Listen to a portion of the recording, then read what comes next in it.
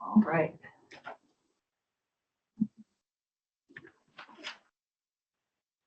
Thank you. Let's see, one more. All right, good morning. This is the Basic Corrections Firearms Workgroup meeting, November 21st, 2024.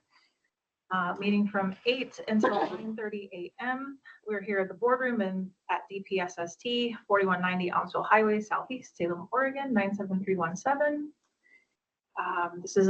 This is a public meeting. It will be subject to public meeting law and will be recorded digitally as well as in the form of written minutes. My name is Jennifer Howell. I'm DPSST's Legislative and Administrative Rules Coordinator. My co-coordinator is Julie Collinson, DPSST CPE Manager. And then what we'll do is we'll go around the room to announce who's here in the room for those online, and then we'll do the reverse for those online and in the room. So we'll just kick you off. And James Webb, DPSST Corrections Program Manager. Thunder Valley, Benton County Captain. Jacob Farm, Columbia County. Bear Taylor, Multnomah County Sheriff's Office.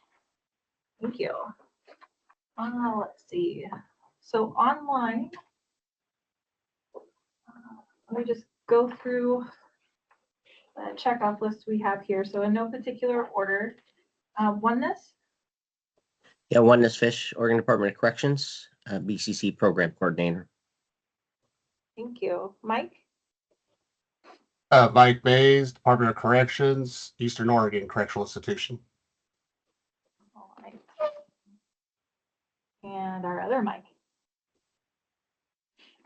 Mike Hartford, Marion County Sheriff's Office, Community Corrections Commander.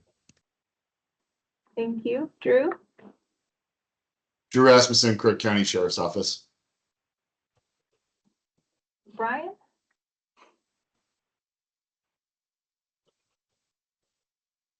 oh, that was, sorry. Lee, Captain Levy, Jail Commander, Clackamas County. Daniel, Daniel Justman, Administrative Sergeant, Klamath County.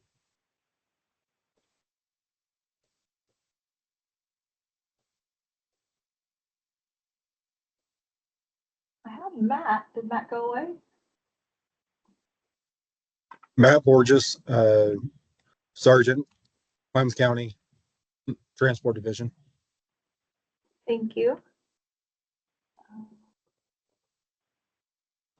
And Ted, Yeah, Ted Langley, Lynn County Sheriff's Office, Jail Commander. all right. And Mark. Mark Bourne, Public Member, Correction Policy Committee. Okay. Is there anyone that was missed? Caitlin Barrios, Washington County Community Corrections Assistant Director. And I just want to make you aware I have a conflict of meetings today, so I need to leave at 9. So I just want to tell you in advance. Thank you. All right. Then Nick Hunter, Marion County Sheriff. Morning.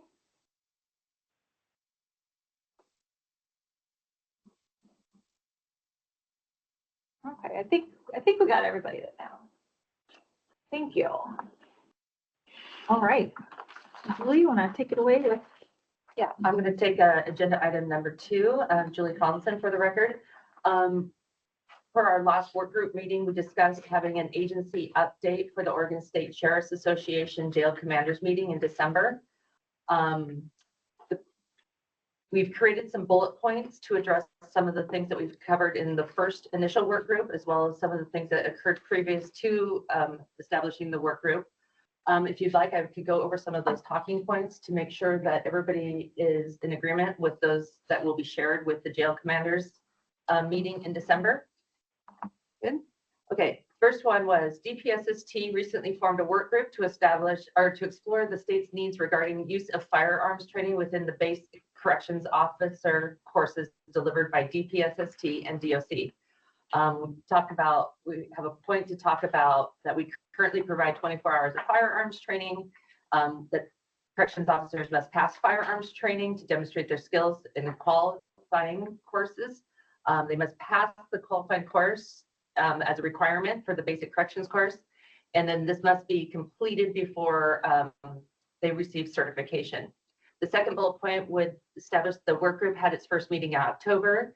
It was comprised of state, local law enforcement units that employ correction officers, and members represent state and the state's different geographic areas, sizes, and agencies. The only vacancy that we currently have is the representation of a police department with the jail. The third bullet point would be that the work group will be evaluating a newly identified need for unarmed corrections officers, and that some agencies that are looking to increase those numbers of corrections officers they hire to support transition centers and deflection programs, and the officers hired to these positions will not have an armed job duty or assignment.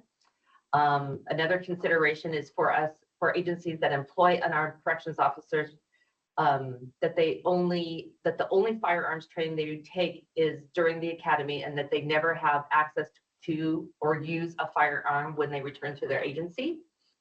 Another bullet point would be the work group's first discussion highlighted that if firearms training is removed from the basic training and certification requirements for corrections officers, that there still is a need for DPSST to continue to provide basic level firearms training for agencies that need entry level corrections officers to have firearms training.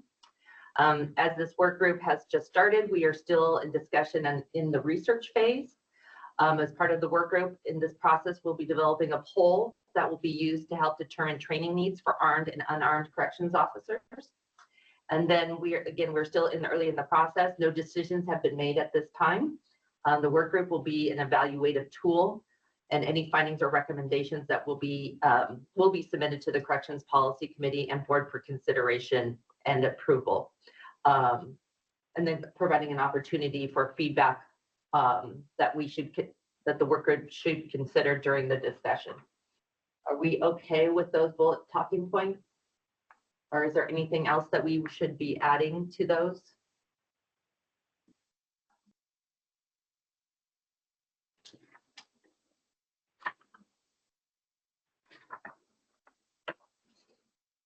Silence is good. Okay, no, got consent. Hey, Julie, Nick Hunter, just one quick question. Did we get in there? So I know we were talking last time about if we were to remove it out of the corrections, whether that remains a DPSST function to provide that, or whether that can be a agency function to provide that, and what that curriculum standard would look like if we transitioned that to the agencies. Did that come up, I'm sorry, in your bullet points? No. Only to the point of the last discussion. Hi, Nick, it's Jennifer. Only to the point that the discussion really still highlighted that some agencies will still need to rely on DPSST for that resource. And to offset any concern that we're just going to take it out and say goodbye immediately, right? Okay. We wanted to concern that no, we're not ready to just say DPSST is going to stop providing firearms training for corrections officers. That all of it is still a work in progress, and that there is still a recognized need that folks will need DPSST as a resource. Yeah, sorry, maybe I worded that incorrectly. If we're asking the questions and we're putting this together, one of those questions I think should be, does your agency have the ability to provide this training in-house versus that need to still have it done through DPSST? And can that be part of the poll in the next discussion? Yes. Okay. All right. Or did you think that it needed to be part of the? No, I think maybe I'm putting the cart before the horse, and we'll get to that poll discussion and what we're looking at for questions on the poll. So I will go back to silence is good, and we can keep moving. Okay. Thanks for seeking the clarifications, though. Okay. Yeah. No, our intent was just to have the opportunity to let them know that what the work group is doing, the first conversations, and that there will be a poll that we'll need them to respond to help to help give the work group the information it needs to develop its recommendations. So, yeah. Thank you.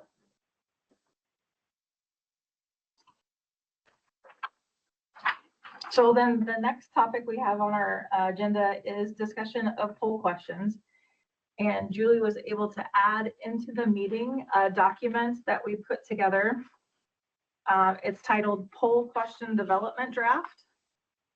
And then, so are folks online able to pull it up from the meeting invite, or do you need me to share it on the screen? Okay, just say if we need to share it, because we have printed copies here in the room. But basically the first page was capturing the questions that we were throwing around in our first meeting. Just what some of the things that DPSST had put together, and then some of the questions that you all as a work group had expressed interest in. And then knowing that polls are unique and they have to be crafted in a certain way in order to get the answers to the questions, we started to put together a list of what the actual poll questions might be to help us gather that information.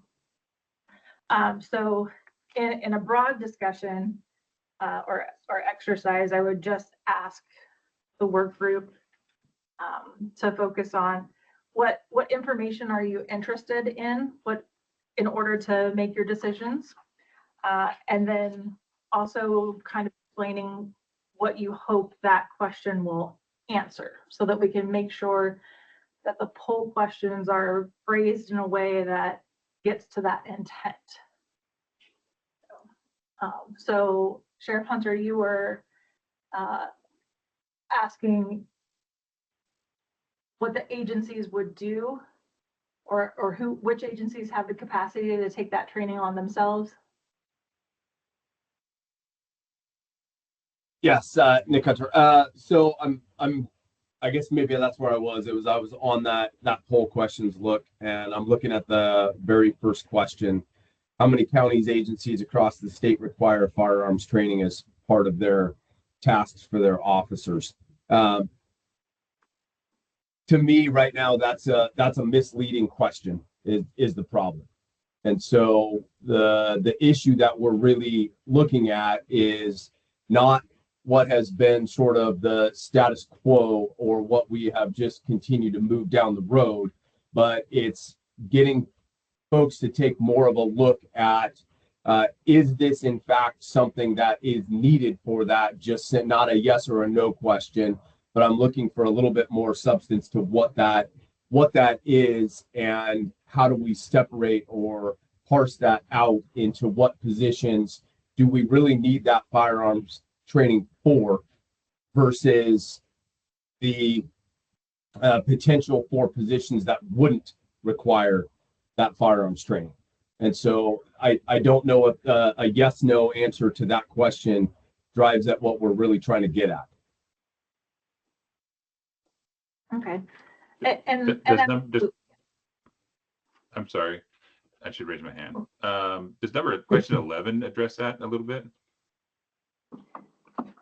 And that's why I was It's just not a gonna yes or no.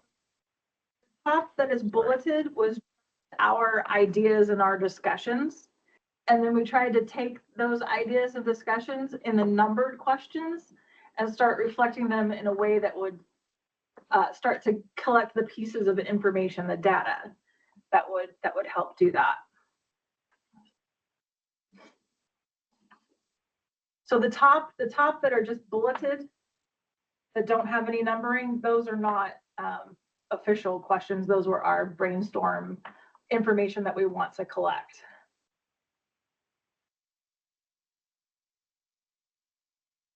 So Mark, you were pointing to 11.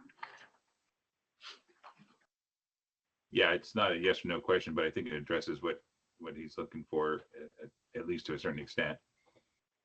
And I'll preface that these poll questions are in no way, shape, or form finished. We have some data experts in the Center for Policing Excellence that will make sure that they'll be phrased in a way that will get to the information that you're requesting. That's why we wanted to have that further discussion on what is it you want to know and how do you want to use that information so that we can share that with them and they can help us make sure that these questions collect that information for you. Would it be better then to go through the draft poll questions instead of past questions we've talked about?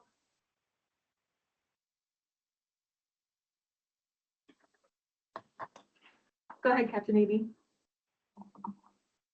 I guess my question is our goal to find out what the need is across the state for an unarmed? Or is it the goal to see what level of armed is necessary? Or is it both? Are we trying to figure out what the use is both across the state? Because I mean, if the question is, we ask each sheriff's office, hey, are you going to use unarmed corrections officers, and then find out how many of those are versus how many are armed? I'm still trying to figure out what the goal of the poll is, which way, or is it both? Sure, thanks, Jennifer, for the record. I would say that the first need is trying to measure how many unarmed corrections officers are being utilized. How many opportunities are there for those that would not need to take the firearms training? Trying to measure that to determine if there need to be any shifts in the basic course and how it's delivered. So trying to find out that need and measure how many separate firearms classes would need to be delivered throughout the year in order to continue to meet the state's needs for firearms training. And then there were additional layers of discussion that you all were having in the last meeting and even in the beginnings of this meeting as to, okay, so which positions within agencies, why do those positions carry firearms or use firearms, and so on. So more of the philosophical discussion parts of it. So it's a both, but I think the first one is how many people would utilize it, so we can decide whether or not. That seems to me to be then kind of more of the simpler question. The first one should be is, asking each of the sheriffs or the counties what they need and how many is it in that need for those people to be unarmed. And then we can get more into the weeds of the following questions to determine what the larger issue is or larger requirement for firearms is. If we get, 3 sheriff's offices say we need unarmed and they say they need a total of 15, well, I think that's a different response by DPSST and a review to look at, as opposed to trying to get into the weeds of when do you guys use firearms or when do you want, if the sheriff wants their deputies, if they deputize their jail staff and want them to use firearms, then I think that's the purview of the sheriff. And the sheriff, if they want DPSST to make sure they're certified in firearms, then I think that that should be something that we should be asking.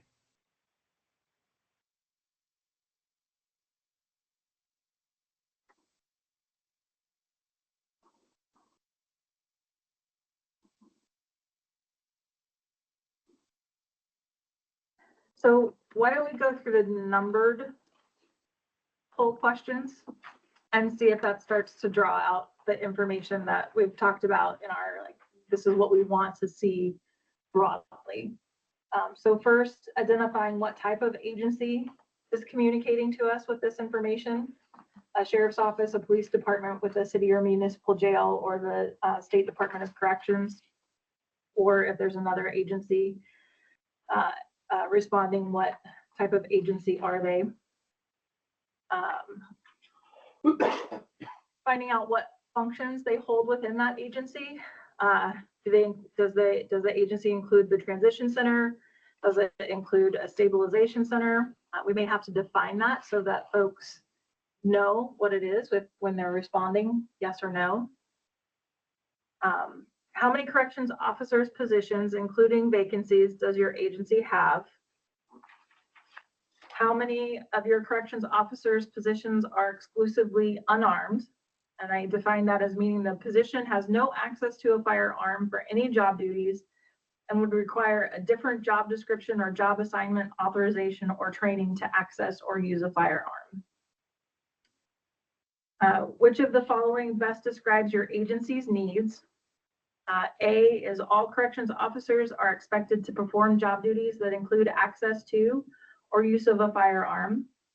B, only corrections officers that have been approved to perform firearms related job duties have access to or use of a firearm. C, none of our corrections officers perform job duties. And D would be that other with the explanation. 7, identify the job duties at your agency that have access to or use of a firearm. Some of the descriptions I heard in the last meeting were transport, SWAT, tower, hospital, and courtroom security. So I gave those as prompts. And then maybe sub questions of how many of your corrections officers perform these tasks and how often is each job duty performed? Those were some of the types of questions that you all were asking last time. And then trying to get into the heart of what training agencies expect or generally provide. What are your agency's policies or practices relating to firearms training and firearms qualifications for corrections officers? So wanting to know how many hours of firearms training they require before a corrections officer attends the basic course. How many do you require after? How many hours of firearms do you require annually? Do you require a corrections officer to attend firearms training? Do you require qualifications? So those were just some of the brainstorming questions to get to the level of training that's happening at agencies. Number 9, basic corrections officer training provided by DPSST and DOC includes 24 hours. So the question would be phrased and prompt to find out, does that meet the agency's needs? Or is it not useful to the agency? So just trying to figure out a way to find out and get a measure on the satisfaction with that current level of training that's offered. That starts to speak to the conversations that in the first work group meeting about if firearms, if we have the opportunity to provide more basic firearms training, it would be beneficial to the state with some of the comments from last meeting. Number 10, what would your agency do if firearms training is removed from the basic course and no longer required for corrections officer certification? So these would be the new hires where basic training is required. Would you provide firearms training at your agency according to your agency practices and policies? Or would you send the corrections officer to DPSST? Or would it depend based on the availability or the content of the DPSST basic firearms, or what else would you consider?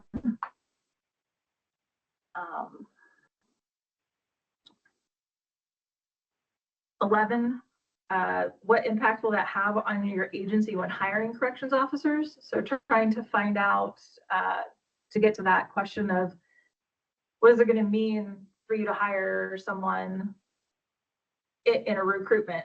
Is it going to change how you recruit new corrections officers? Is it going to change how you recruit lateral officers? And then 12 kind of gets to the idea of if you hire a lateral officer and that officer didn't have basic correction, they didn't have firearms training in their basic corrections course, what would you do if your agency did require it? Would you give them the training? Would you want to be able to send them to DPSST, or again, would it depend on the availability of those courses? And then that open question of what else do we need to know? So that was just the start. And we can talk about any of those. We can talk about what's unanswered for you.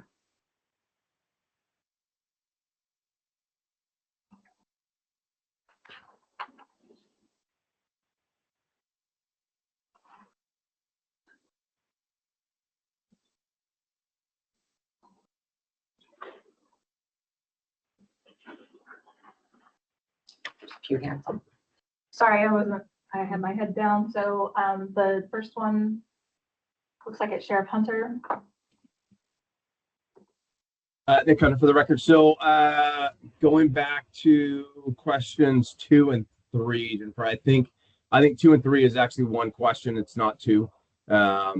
If you go to what Kaylin has in Washington County, that's their transition center. We are reopening that or utilizing that as a stabilization center, but it's essentially the same question. And so when we're defining that, it's sort of an alternative to the jail. It's an alternative to the custodial facility. So I think we can clean up that, but combine that into one question and not two. On number 7, I think we need to make sure we keep that correction specific. We're not looking for what all the firearms related positions and agencies. That would be a significant number. We're looking for those positions that are specific to corrections in number 7. Thank you.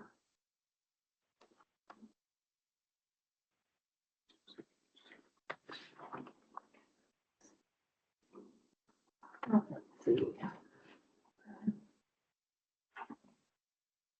Sergeant Walker? Brian Walker, Jackson County. Adding on to question 10 somewhat, I think we should find out what agencies' needs are as far as time frame on the FTEP. So I know a lot of agencies who rely on the academy for firearms qualification would also expect their trainees to go on a transport or a perimeter check with their field training officer. So as far as the number of classes provided by DPSST, also get a time frame on, how quickly they need it once their officers start, and then also more at the executive level, maybe bring up the discussion of agency assist, some of the larger agencies who could qualify a deputy at their range or on their time with their LTM instructors, if that's something that they would consider doing if it's not offered at DPSST.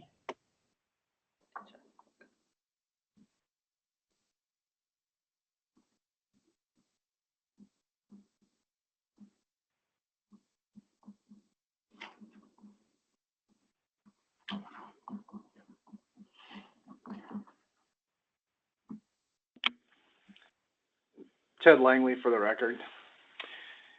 I'd like to go back to question 7 and just offer an alternate viewpoint on that. And while I realize that Sheriff Hunter, he has a valid point about trying to restrict it to corrections positions, I think we're going to find some agencies where, while those jobs aren't specifically corrections positions, each one of those examples that's listed in 7 could be impacted because of corrections people participating in each one of those activities.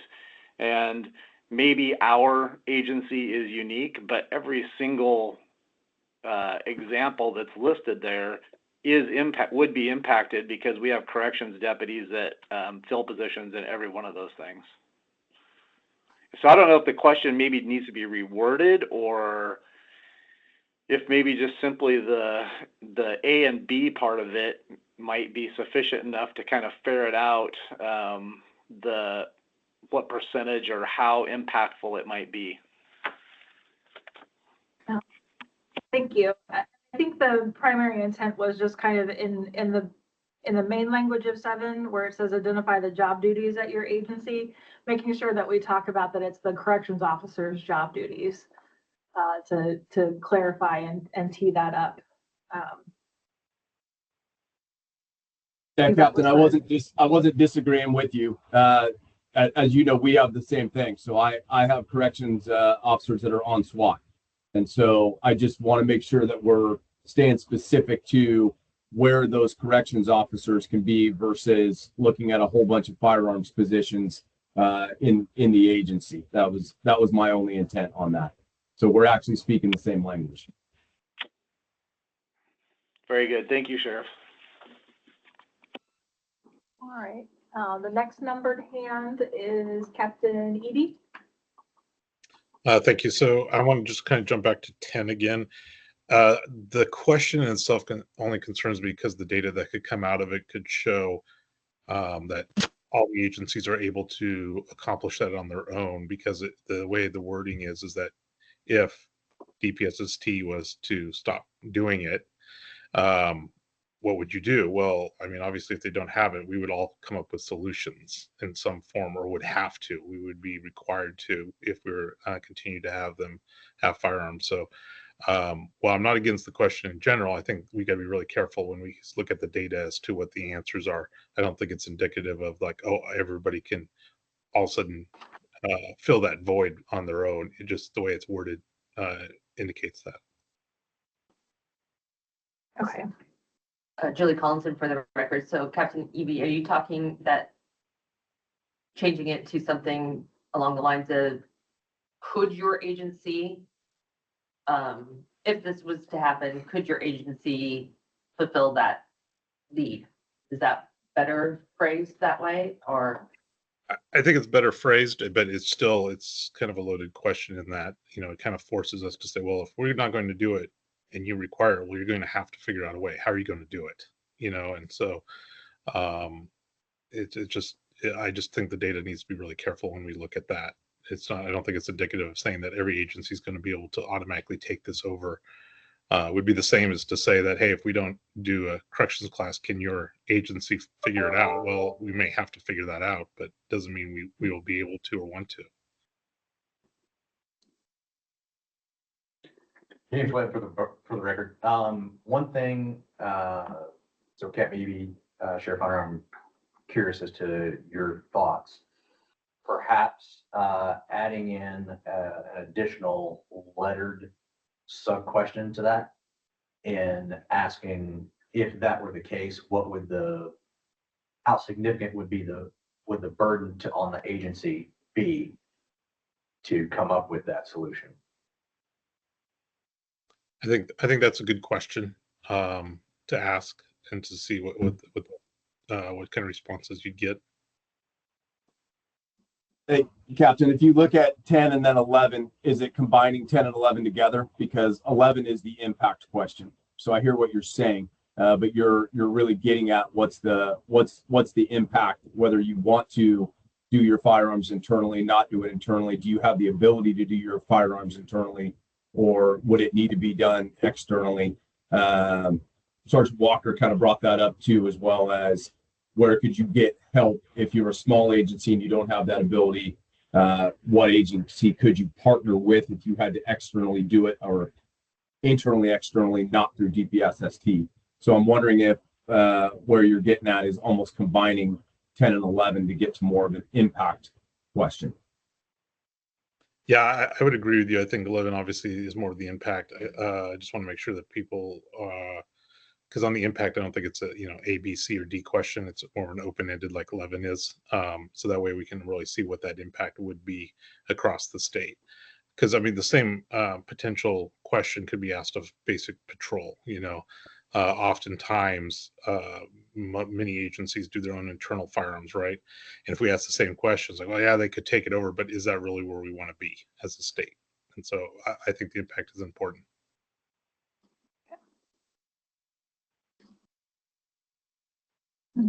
That's all very good feedback.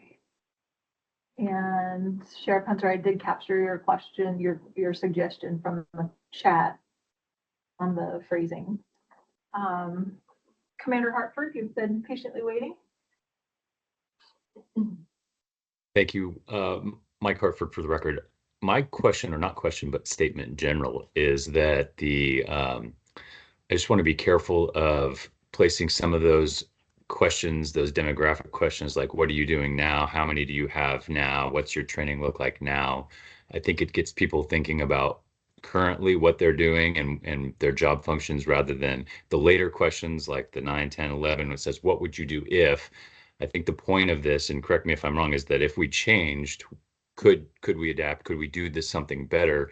And when you're saying like, how many do you have that are armed right now? Well, what if we did change, and could you change it to have less or different numbers of armed? So I just wanted to be careful about like getting people thinking what your needs are immediately, and then if we were to change, how does that affect your immediate needs? Or could you phrase it like, hey, if we changed, what would that look like?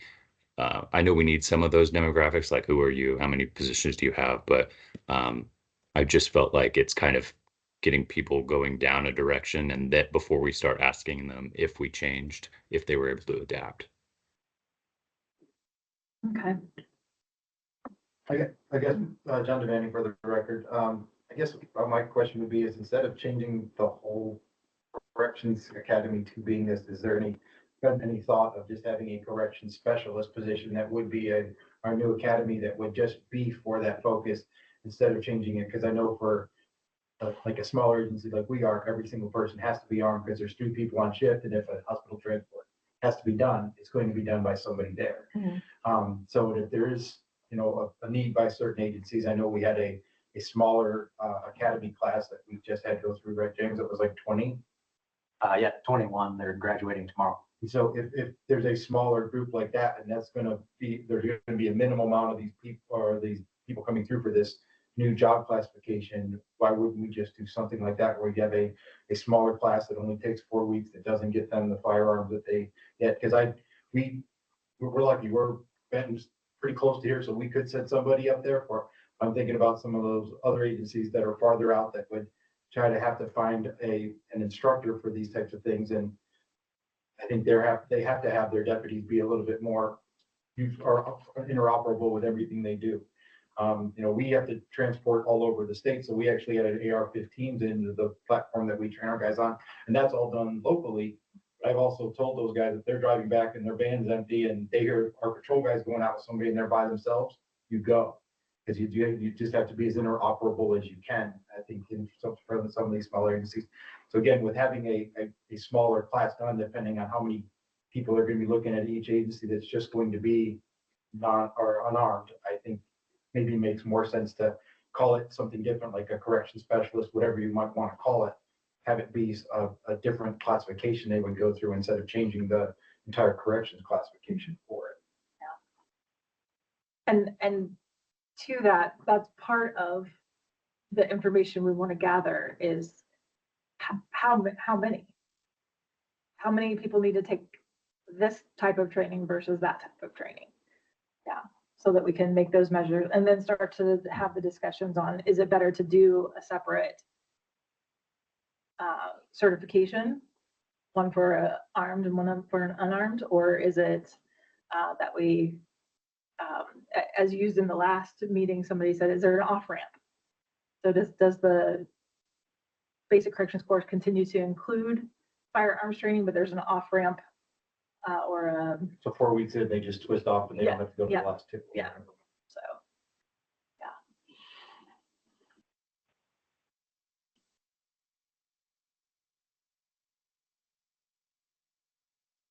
What other types of questions feel unanswered or feel like they haven't been addressed yet? I have a hand up for Kaylin Barrios.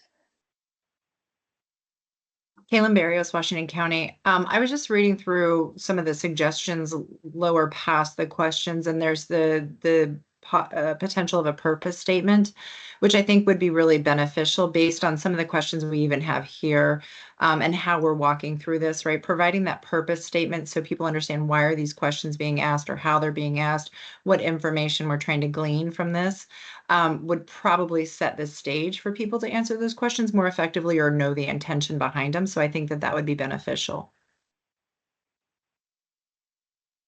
So not just at the beginning of the survey, but for like different sections of the survey or for individual questions.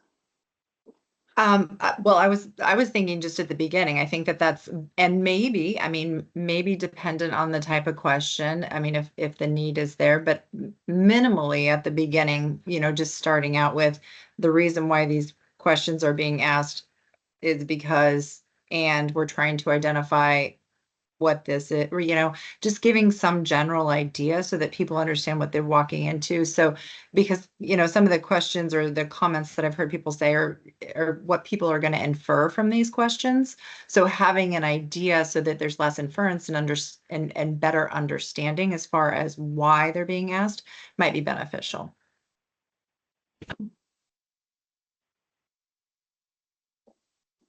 Julie Collinson for the record.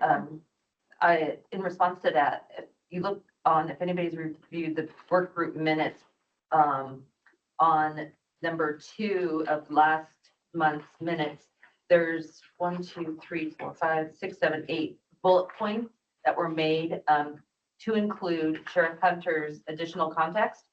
Would that be sufficient? Having just gleaned over it real quick, it feels like it might meet that concern that you have, Kaylin. It has the bullet points of why we were established, the first steps in the process, the evaluation, that the work group's an evaluation tool, things that we were to consider, the intent of the exploration of the state's needs, and then following Sheriff Hunter's also comments about the transition of the transition center creation, as well as the need for officers that need to have the custodial training, but in an unarmed capacity. Would that be suffice that concern? I think that would definitely be the biggest piece of it. And I think part of the discussion last time was reevaluating, and Sheriff Hunter, you can speak to more to this, but what I also heard was evaluating, are we, in order to balance with DPSST's needs and their training abilities, right? I mean, some counties need all of their deputies trained, but some don't. Some, we heard from some people from DOC last time that, some people don't ever work in a position where they would ever need it. So it's reevaluating practices, I think, as well on a bigger scope is what I heard last time. So I don't know if I'm missing something there.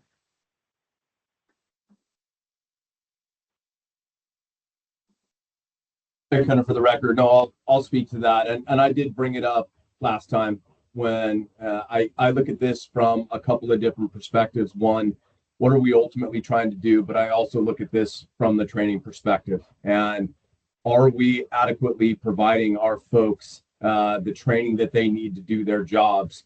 Or are we providing an illusion of training and then expecting a positive outcome after we provide that illusion? And not to kind of go off on something I just heard in the room, but simply teaching a corrections officer how to use a gun has nothing to do with actual pattern recognition, decision making, and other things that would be necessary if you're now going to introduce that corrections officer into a novel situation like covering patrol, when that corrections officer does not do that. And the decision making in those 2 points is completely different. And so we just need to be very careful with what is the objective that we're actually trying to accomplish through this. And so if you're going to give somebody a firearm, the tremendous responsibility that you're now giving that person by giving them that tool, and what is the liability that we are creating as a state. I appreciate this state because I think that we do things better than the majority of the country. We do things very well, but there is a tremendous amount of scientific research that is out there these days that we have to be basing our decisions on. And I know the Academy is very much pushing that direction with interleaving and other changes that they're making into their training so that we're actually getting to learning and retention, but more specifically, what does transference look like? And so I think that's kind of what Kaylin is speaking to at this point. Is this is not simply a check the box because my policy says this and I've done this for the last 20 years, but this is actually going much deeper into the question of why are we doing this? And can we justify doing this? And if we can justify doing this, are we in fact providing our folks with the training that they need to have learning, retention, and transference? Or are we simply teaching them that this is a gun and this is how you pull the trigger, but we are not preparing them for the situations that they would actually have to make decisions and use that firearm?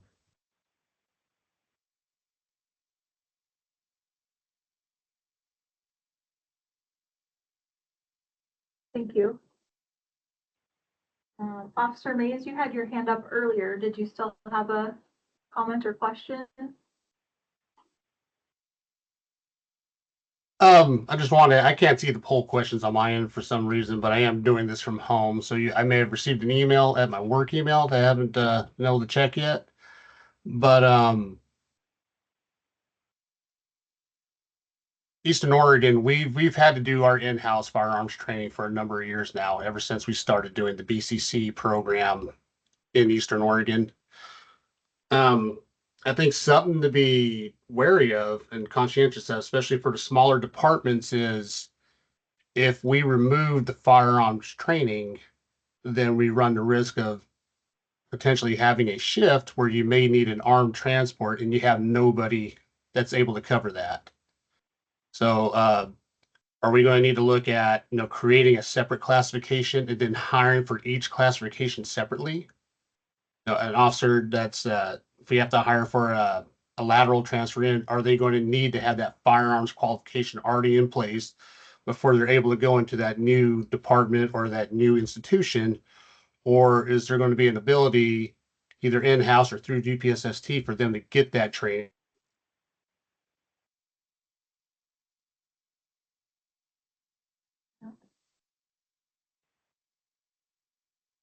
You froze just a little bit there at the end. Yeah. So, what part did you guys lose me well, on? We had the question of, will officers be able to get that training through DPSST, or will it be the agency that gives that training if they haven't had it before, but they're hiring somebody in and that person needs to perform a job function? And I think that it will depend on two things. In my mind right now, it depends on two things. It depends on what the employing agency's policies and practices are. And then it also depends on what the corrections officer certification requirements are. So right now, the corrections officer certification requirements include that firearms training that's part of the basic corrections course.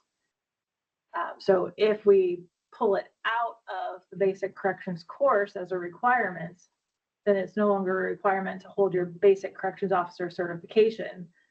So then it becomes a different question of, so is there a second certification for a firearms endorsement? So those are all questions that we would hope to answer after we get some of the information from the poll, I think.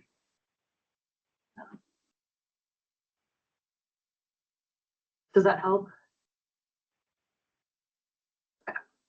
Thank you. All right. Sergeant Walker, you had your hand up. Yeah, it goes back a little bit to what Sheriff Hunter was saying about teaching someone how to use a gun versus putting them in a situation where you're going to have to make decisions with that firearm.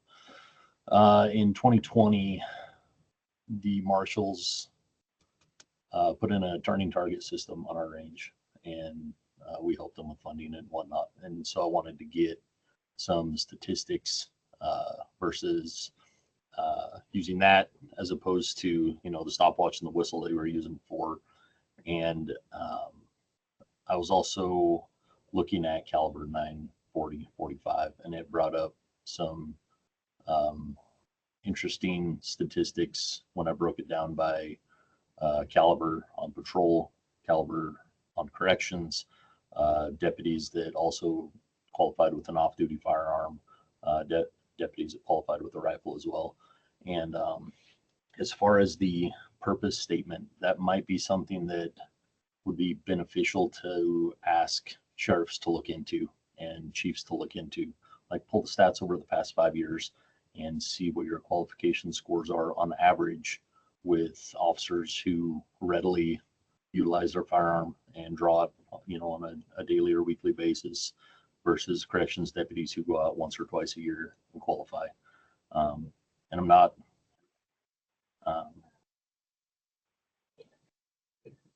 I'm not using this as this is, you have a failure in your training, but it might be a way to provide purpose to what we're looking at.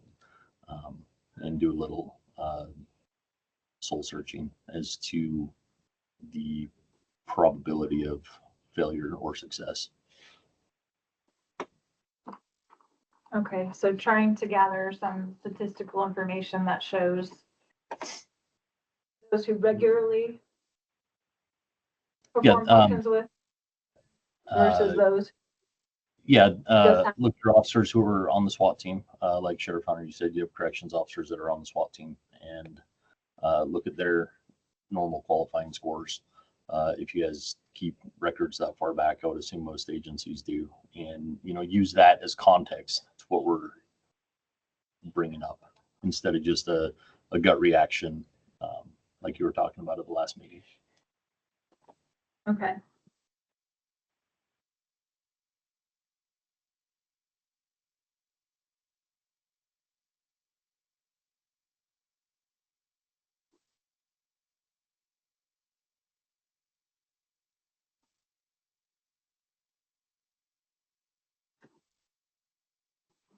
Thoughts in the room? Any questions or any other?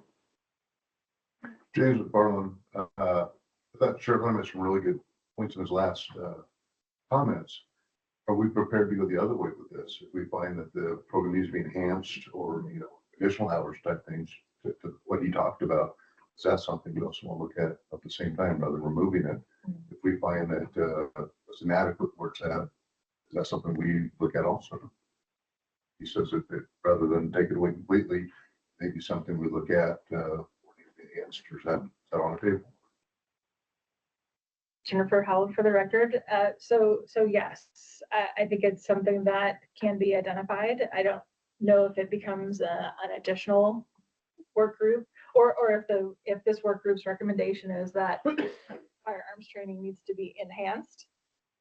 Then does that go as a recommendation to the policy committee, and the policy committee says, yes, let's explore that. And then we start to roll up, because that requires curriculum, it requires budget, it requires, so a lot of things. But it's not outside of the work group's ability to have that discussion and make that recommendation for the committees and the board to consider. And additionally, Barrett Taylor from Multnomah County. Additionally on this, that we're talking about a basic training, and then the adjunct to that is field training.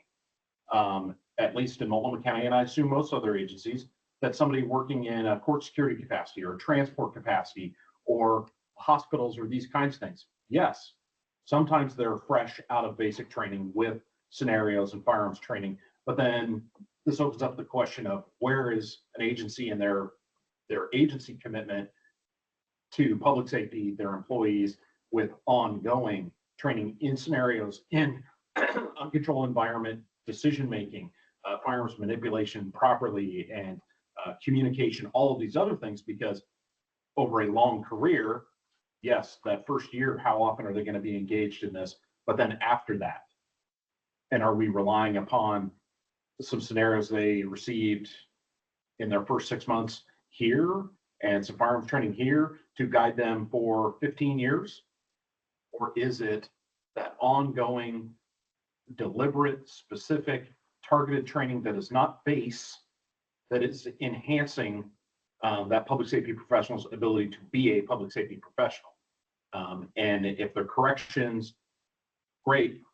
And if it's a firearms post, are they skilled and increasing skill sets and maintaining and improving skill sets that allow them to effectively use a firearm, carry a firearm in public without becoming a liability for themselves, their agency, and the public? That's not necessarily a BPST question because it's basic. That's an agency question. Each agency has to wrestle with that too, I would think.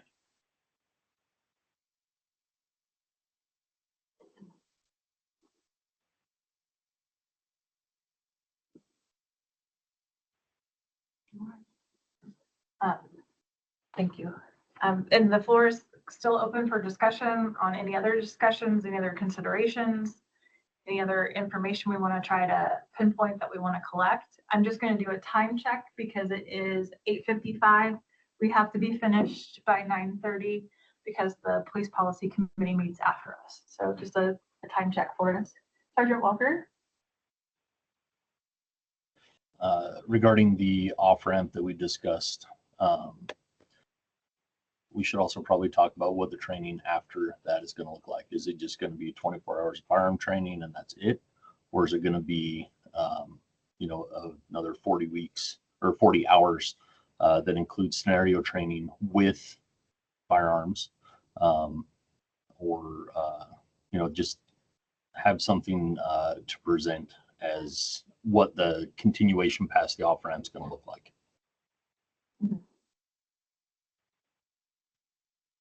Yes, that would definitely be part of the future discussions. And hopefully some of the one question in the survey about does the 24 hours that we currently provide meet agency needs? Or if there's more need, hopefully that will help us tease out opportunities for whether it needs to be expanded and enhanced. James Webb for the record.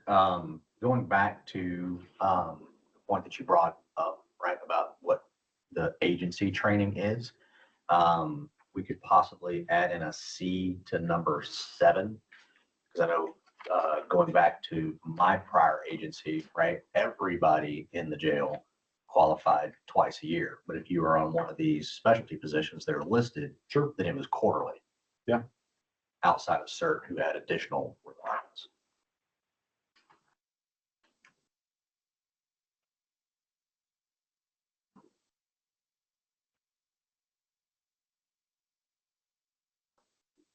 And Fair Taylor, for the record, clear corrections. There are many, many work tasks, posts, and people can have a rewarding long career and not be in positions that are firearms related. I've worked in public safety 29 years in Oregon, and I've been all over the map, from patrol to court to now training and this kind of stuff. And it's that mix that makes a career long and rewarding. And so if a deputy or an officer is making a deliberate judgment to say, no, I'm getting too old, my eyes are bad, I don't want to make the decision, I don't want the liability, they can still work. But there are all kinds of other opportunities within our agencies where that's part of your job and you need to take it seriously. You need to train, and the agency needs to do their part in that too. And that the agency is DPST and the employer to enable that deputy or public safety professional to do that. Because it's to the citizens, it's to the taxpayers, it's to the community, but they need to focus their attention, their own livability. And James Farland, just a comment. It sounds like there's a need in the state to have an unarmed certified corrections professional of some sort. So it sounds like that's a need. And then the challenge is the state's always trying to produce a training that's a one size fits all, and in reality, it doesn't always work. Portland brings their people back and they do a completely different academy for what works for their agency and train for what they need. So it seems like the question might be, I'm glad, last meeting on this, sorry, I got on the tail end of it, actually made it worse than probably not even attending it because I didn't hear the beginning of it. So then I was like, oh my gosh. So I'm glad I just want to hear about the off-road because it sounds like a rulemaking process where there's 2 tiers of certification where whether someone off-ramps or doesn't attend the firearms training, and still has that level of certification, but they can go and work in the transit, get certified and work in the transition center. And then the question is, if that person ever transferred, what would we do to them? And something like that may be beneficial to, DOC if they're not coming here and they have and they're so large and they have a segment, they don't want to do that. Maybe that's a benefit too. So it seems like the question maybe, and I know we're here for the firearms, but maybe even that second tier of certification sounds like that's something that may be solving some of the problems of hearing. So they can still hire professionals, not send to the firearms, and solve that problem. And then maybe with that challenge, and then also look at the firearms uniform Act 2024. And what the needs are for 2024. Like in Columbia County, I look at this and there's no position that would be armed. It doesn't like it would be in his either. We had a deputy who couldn't qualify a couple years ago, and we had this discussion with the sheriff. I said, I can't have a deputy who doesn't do it. In a large department, maybe that would work, but for us, our deputies can do corrections, can do drone, they do crime scene, they can do civil deputies, so it expands what they do. And if I have one that doesn't with a smaller department, it really limits, our application. So we looked at that just internally for us, and for us, we needed it, but I totally recognize that lower agency, they have a completely different need. I know there's our, John Devaney for the record, and also there's also been sort of a switch too, that because of the hiring issues that we've all had, that there's now, detention center technicians or control room operators, a lot of those types of jobs have already been splintered off, so that the folks that people are hiring actually for corrections are going to probably have to do all those types of tasks. And where I went to the academy down in Las Vegas a bunch of years ago, and they gave the guys that were for the Las Vegas Metro, which is a massive agency, they give them all a little basic firearms training, but you had to be, if you wanted to actually be on their CERT team or whatever else it is, you had to become a weapons carrier afterwards, which required more in-house. It was another month worth of training that they had to go to in-house, and they had to be selected for it and all that type of stuff. So maybe that's an option at different places that are larger that have a more robust training that they could do, that they could add in that weapons carrier side of it.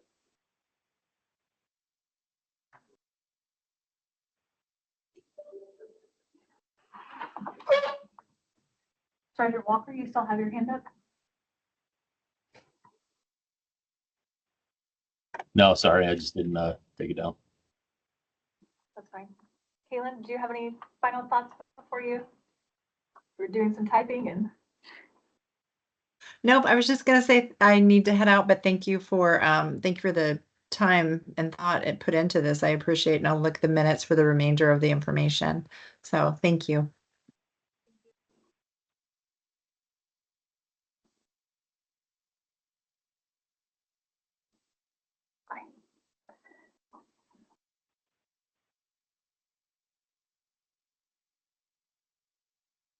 Do you have any questions, Julie? No, James? Any questions? Okay. So just trying to, are there any other nuggets of contents or information that you would hope to have for some future discussions that we can try to maybe work into the poll? Or just things that we need to put on our agenda for next considerations?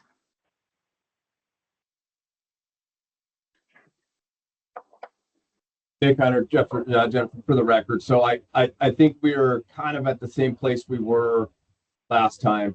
Captain Nevy brought it up too. I think that we need to really address the sheriffs at this point, and the need has to be identified. Talking about the differences between the agencies that exist, how are they going to apply this? It is not beyond me that every agency is different, and every agency has different needs. I am asking the question to go beyond what you've been essentially learning for 20 years and accepting that as the norm. I'm the one that's challenging the norm. I'm the one that is telling you that we have a giant chasm that exists in this country between the rule and the tool. And the way that we are training folks at this point and what we are expecting for them or from them is completely unrealistic. And so that is really part of, it's almost expanding this discussion. If we have correction certification, basic police certification, and we have community corrections certification or parole and probation, all three of those can be armed positions, yet at the same time, those are different hours that are devoted to firearms between those three positions. So how do we have a difference in firearms, yet when you walk out of the door, you are now certified to carry a gun in this state as a law enforcement officer with one of the certifications, and we're putting those on the same playing field. I'm not sure how we put those on the same playing field. How do we say that one person gets 24 hours of training and they are now certified to walk out the door and be involved in whatever situation versus the person that gets 80 hours? And so I think we need to be very careful about how we look at this. And I realize part of this is we're opening up Pandora's box by talking about the difference in the hours that are going to certification that's been brought up than what is happening back at the agencies. Because when we talk about that chasm that exists between the rule and the tool, the chasm is context. And oftentimes we don't teach context. The most classic example is the taser. We assume that people can use a taser because we ask them to deploy 2 cartridges into a cardboard target once, or if you go by tasers biannually, once every 2 years, you get to put some darts into a cardboard target and you are now qualified to use that taser weapon. That's ridiculous. That's not actually how the brain works. That's not how we make decisions. And there's too much science that's now out there these days that we are going to lose every single one of those when it comes to a court decision if we are having tort claims filed and the liability side. And so that is part of this discussion, especially when we're looking at our corrections folks. And it is asking agencies to take a deeper look at what type of firearms training are we providing to our corrections folks. And at the same time, what is our expectation of performance? And do those two things align or do those not align? And we have a completely unrealistic expectation of performance. So I think part of this, yes, we are going to have to hit the agency heads, because if we're not hitting the agency heads and there is investment or buy-in to what we're trying to do as a group, we're probably not going anywhere. And so I think that probably is the next step is how does this poll go out, and beyond this poll, discussions with those sheriffs about how their correctional facilities are being run, what is needed, and what is the expectations. I think that probably is the next question that has to get answered before we can continue to move forward or have a direction. Okay. Thank you. And Sheriff Hunter, I'm going to follow up with a comment, and it's for any public that are listening, because yes, I think we hear all of the points that you're making. So the one thing that I wanted to address was the portion of the certification piece being the prompting authority for being, and I just want to clarify that it's the employment as a corrections officer, the employment as a police officer, or the employment as a parole and probation officer. So it's their employment in those positions and the employing agency that grant the authority to possess, and use a firearm, not the certification that DPSST issues. The certification is the confirmation that basic training has been met and minimum employment standards have been met, and so on and so forth. But it's the actual employment in the position that is the authority for that. That's just for the public. Oh, absolutely. The DPSST has the requirements that DPSST has to meet, and DPSST is meeting those requirements. This is going beyond DPSST and looking at individual agencies, Jennifer. And so you are 100% correct, and I was not implying or putting that back onto to DPSST, and that it was really just a point of discussion. And it's come up in this meeting as well as to, once people walk out the door and we accept them back, what does that training look like? And are we truly meeting the needs of training as agencies in this state well beyond what DPSST is providing? No, that's fine. And yes, I just wanted to clarify for any public that were listening where the authority comes from. So that's all. Yeah. Okay, so I know that we are in the position where we're ready to go to OSSA and prepare them for information about the work group, what the work group is talking about, and that there will be a poll coming. I cannot tell you when the poll will be ready, because we want to work with our statistical folks in the Center for Policing Excellence to help make sure that it's a well-polished, well-prepared poll. I'm sure we could probably commit to sharing with you what that is before it goes out. Julie, do you want to keep the December scheduled meeting scheduled until we know more? I think so. Julie Collinson, for the record, I think we should keep that December meeting just as a brief check-in, doing it maybe remotely since it is close to the holiday.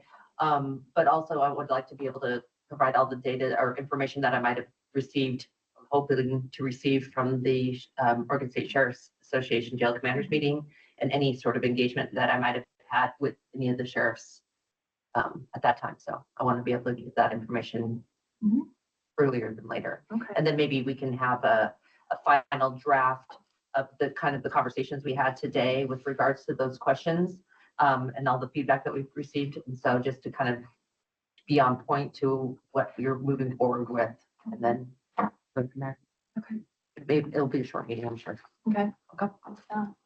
And then we'll also start to work on the scheduling pool for the next round of meetings so that we can get several meetings on your calendars, because we know time fills up quickly for each and every one of you, as you are all very busy in your commitment to the state. Any other questions, concerns, thoughts? Okay, all right. So then I guess we are ready to adjourn, and I can give everybody back a couple minutes. Thank you all so much for making the time commitments and giving all the feedback and having such valuable conversations. We very, very much appreciate it. And there's a holiday next week, so everyone have a very wonderful and safe holiday season. Thank you.